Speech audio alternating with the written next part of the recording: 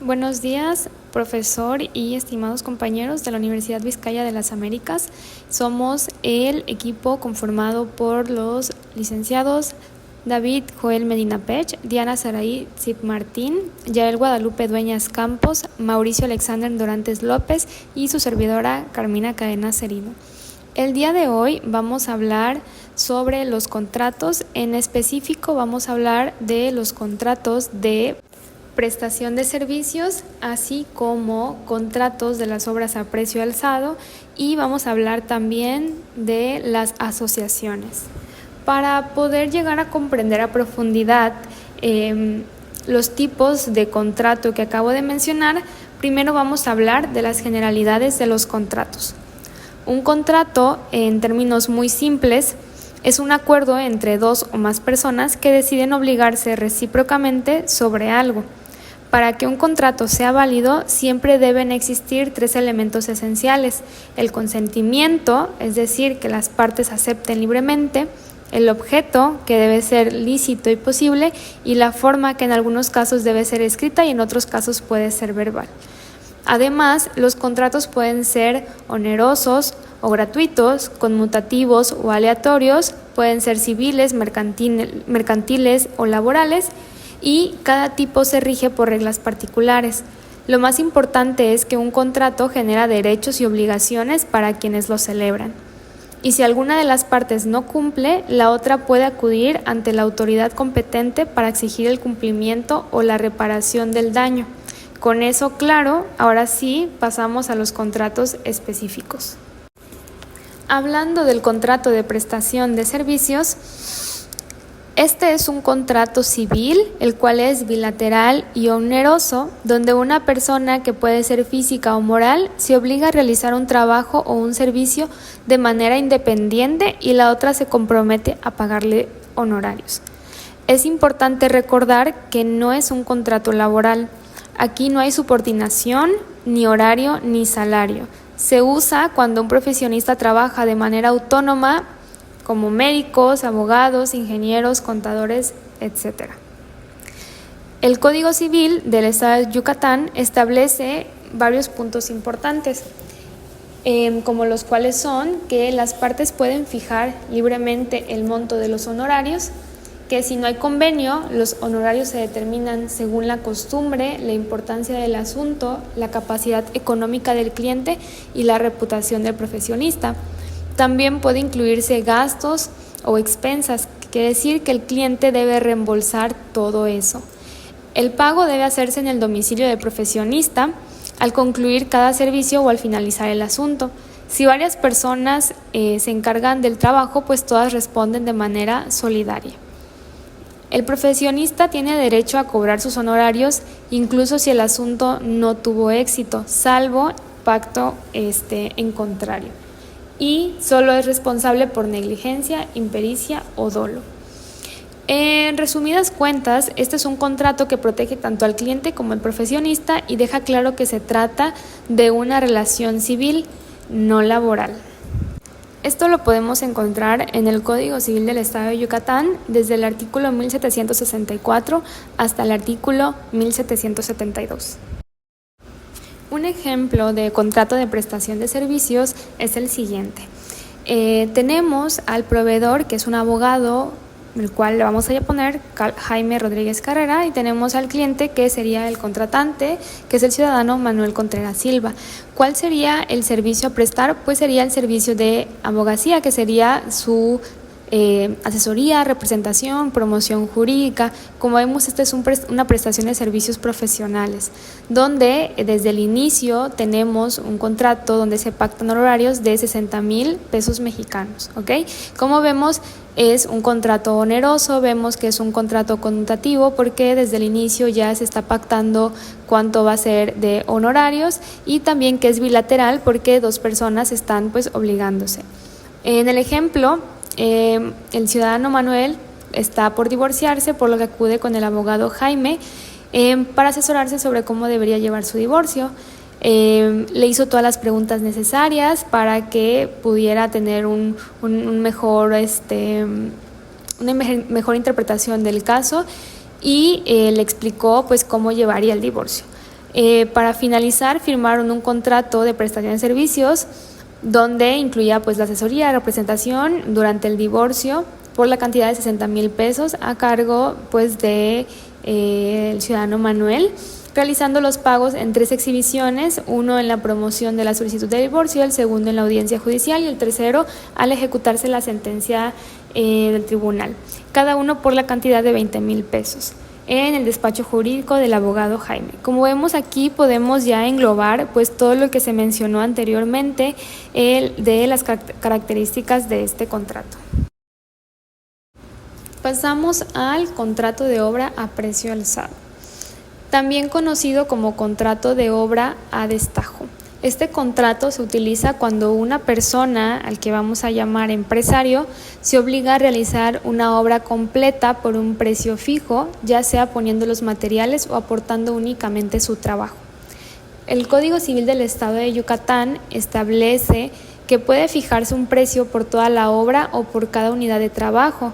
Si la obra es inmueble, se presume que se hace por honorarios y si es mueble, pues se presume contrato de obra. Si no existen planos o presupuestos y hay problemas, se resuelven conforme a la naturaleza de la obra, el precio y la costumbre del lugar. El empresario que trabaja por ajuste cerrado no está obligado a rendir cuentas, pero si trabaja por honorarios sí debe comprobar los gastos.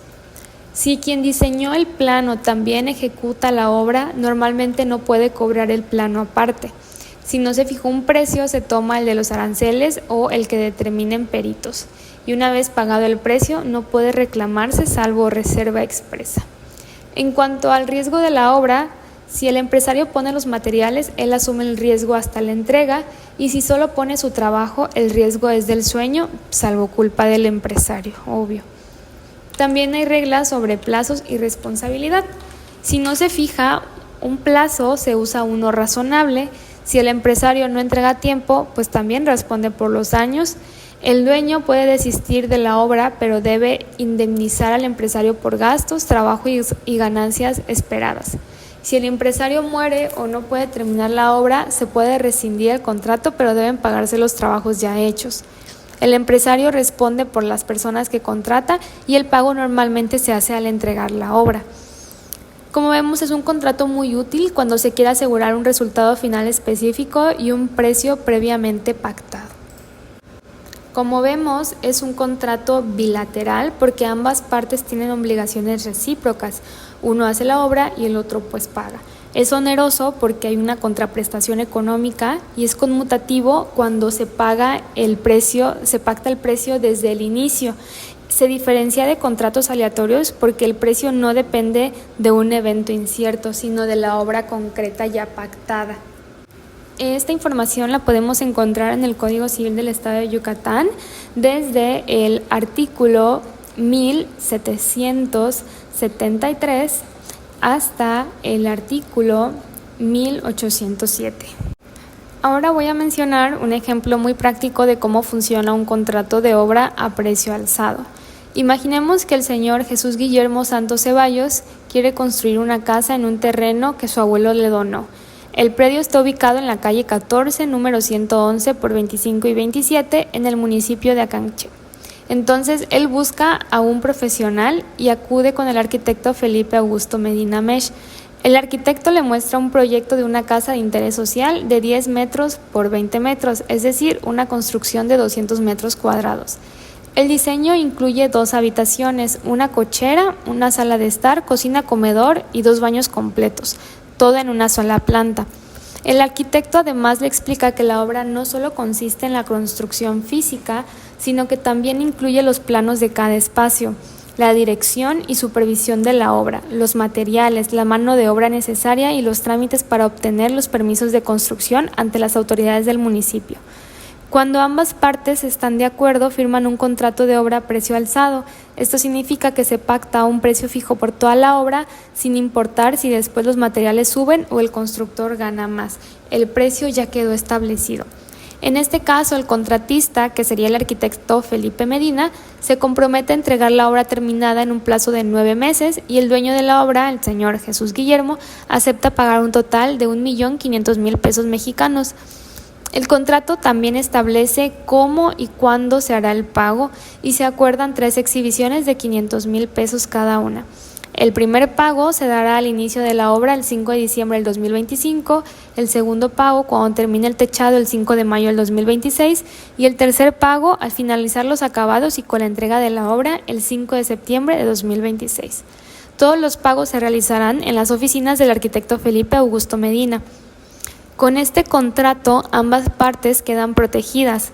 El arquitecto sabe cuánto va a cobrar por toda la obra y en qué fechas recibirá el dinero, y el dueño tiene la seguridad de que el constructor deba entregarle la cosa terminada, con todo lo pactado al precio previamente fijado.